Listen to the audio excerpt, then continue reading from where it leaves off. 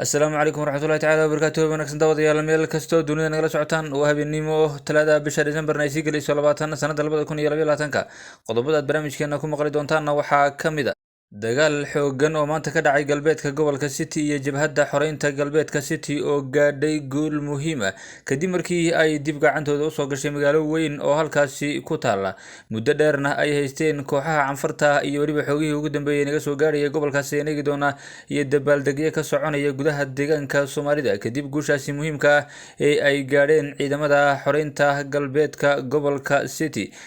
dagaalka oo khasaare badan geystay iyo waliba khasaaraha kala gaadhay labada dhinac yaanigi doona walow Soomaalidu ay guul muhiim ah gaadhay magaaladaasi gacantooda soo gashay iyo waliba taariikhda magaaladaasi oo ah magaalooyinka ugu waaweyn ee galbeedka gobolka City ayaan soo qaadan doonaa toogasho ka dhacday wadanka Canada waxaa ku dhintay dadkii ugu badnaa ee wadankaasi ku dhinta kadib markii meel laga dukaamaysto ama meel la isugu imaado uu nin toogasho ka geystay iyo waliba xogihii ugu dambeeyay ninkaas toogashada geystay halka uu ka soo jeedo asal ahaan iyo in dadka la toogtay ay Soomaali ku jirto iyo in kale yaanigi doona iyo waliba xogihii ugu dambeeyay ee Canada naga soo gaadhay taliyaha ciidanka xoogga dalka Soomaaliya General Oduwana waxa uu banaan ka keenay sirab badan oo ku gadaaman dagaalka lagula jiro kooxda argagixisada ee shabaabka iyo waliba guulaha ciidanka Soomaaliya waxa sahlaya qodobadaas iyo qodobo kale oo faahfaahsan ayaad barnaamijka habeenimo ku maqli doontaan saaxiibayaal soo dhawaada aan ku bilownay wararka naga soo gaaraya galbeedka gobolka City ayaa sheegaya in jabhadda xoreynta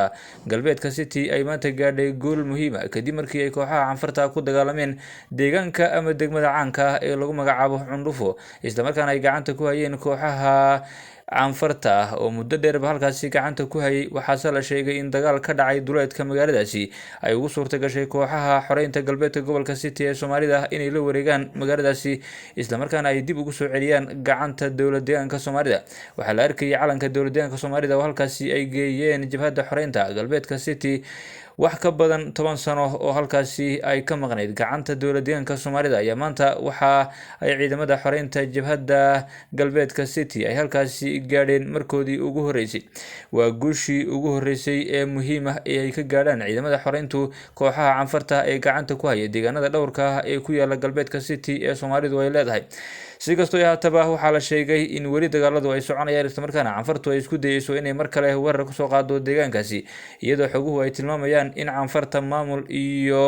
guud ahaanba minjaba ay isku dayayaan inay halkaasi dib ugu soo rogaal celiyaan iyadoo la sheegay inay kabayaan kooxaha axmarada ah ee markii horeba kula jiray duulaanka balse maanta laga adkaaday oo laga saaray magaaladaasi kadib dagaal xoogan oo ka dhacay duleedka magaalada kooxaha canfarta iyo axmarada iskaashanaya ayaa baryahanba waxa ay dagaal xoog badan kula jabhadda xoreynta galbeedka gobolka City oo iyagu markii hore kaligood ah haatan la sheegay in Soomaalida oo kaliya ay ahaayeen wixii kula dagaalamay Cundhufo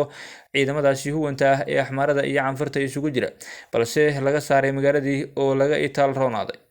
dadka Soomaaliyeed ee ku dhaqan degmadaasi Cundhufo ayaa soo dhaweeyay jabhadda xoreynta ee galbeedka gobolka City halkaasi soo gaadhay waxaana la arkay dad fara badan oo isugu soo baxay wadooyinka magaaladaasi oo soo dhaweynaya jabhadda xoreynta galbeedka gobolka City ee guushaasi muhiimka u soo hoyay waxay sheegeen in ay dhibaatooyin kala duwan ku jireen balse haatan ay rajeynayaan in dhibaatooyinkaasi ay dhamaan doonaan marba haddii laga saaray guud ahaanba kooxihii dhibaatada ku hayay ee canfarta iyo axmarada isugu jiray tacadiye kala duwan ayaa la sheegay in magaaladaasi ay ka geysteen kooxahaasi canfarta iyo axmarada ee gacanta ku hayay deegaankaasi canfartu haatan waxay u muuqataa inay gacan ku gaba tahay markii ay soo baxday jabhadaasi xoreynta galbeedka gobolka City waxaana la sheegay in ay doonayaan inay isaga baxaan guud ahaanba deegaanada ay ka haystaan Soomaalida ee galbeedka gobolka City ku yaala khasaare ballaaran ayaa ka dhashay dagaalkaasi oo saacado badan qaatay kadib markii ay kooxahaasi jabhadda xoreyntu ay dagaalkaasi ku qaaday magaaladaasi Cundhufo waxaa la sheegay inay ku dhinteen ku dhawaad 30 ka mid ah dagaalyahanada kooxda canfarta halka axmaradana la sheegay in khasaare ballaaran uu ka soo gaadhay dagaalkaasi iyo duulaankaasi maanta ay Soomaalidu ku qaaday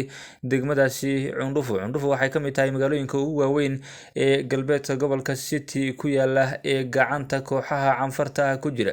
canfartu waxa ay guud ahaanba haatan wararkan soo gaadhay ay sheegayaan inay abaabul xoog badan sameynayaan oo ay doonayaan inay dib ugu soo rogaal celiyaan magaaladaasi balse ciidamada jabhadda xoreynta ayaa dalbaday gurmad dhanka deegaanka Soomaalida iyo waliba gurmad kale kale oo la filayo in dhanka deegaanka Oromada uu uga imaado haddii ay labadaasi gurmad soo gaadhaan waxay noqonaysaa in canfartu aanay dib dambe halkaasi soo haweysan doonin oo aanay dib ugu soo rogaal celin doonin halka la sheegayba in duulaanka culus ee ay wadaan kooxahaasi Soomaalida ay sii wadi doonaan oo deegaano ku yaala gudaha deegaanka canfartaba ay u socdaan haatan waxaana gurmadka ka imanaya dhanka deegaanka Oromada ayaa la sheegay in haatan uu qarka soo saaran yahay oo la filayo in saacadaha inagu soo aadan uu halkaasi soo gaadho sida ay noo xaqiijiyeen dadka deegaanka oo aad ugu faraxsan in ay jabhadaasi xoreyntu la wareegto deegaankaasi ama magaaladaasi Cundhufo waa tahay haatan anigana wararka naga soo gaadhay wadanka Canada toogasho ayaa ka dhacday ay dad fara badan ku dhinteen waana toogashadii ugu dhimashada badanayd ee wadankaasi ka dhacdo inta la xasuusto waxaa la sheegay in ku dhawaad 20 qof ay halkaasi ku naf waayeen kadib markii uu halkaasi galay nin burcadaha oo hubaysnaa isla markaana uu toogasho ku bilaabay dad ku sugnaa meel laga dukaamaysto toogashada ayaa ka dhacday magaalada ugu weyn Canada ee Toronto halkaasoo nin hubaysan uu rasaas ku furay dhismayaal ku yaala xaafad kamid ah xaafadaha Toronto ee la yiraahdo Vaughan madaxda boolisku waxay sheegeen in ninku uu ahaa guud ahaanba dabley isla markaana uu ku dhintay rasaastii ay isaga iyo boolisku isweydaarsanayeen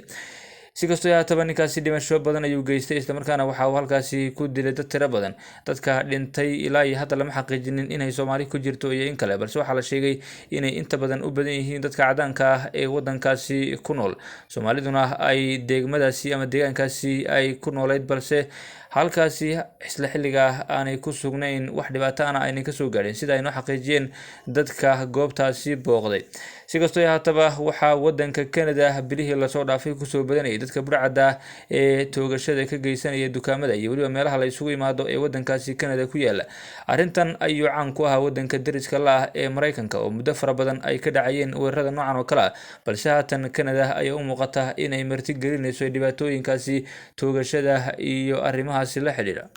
toogashadan ayaa la ogeyn wax ku kalifay ninkan haatan toogashada geystay oo la og yahay ama guud ahaanba sida boolisku ay sheegayaan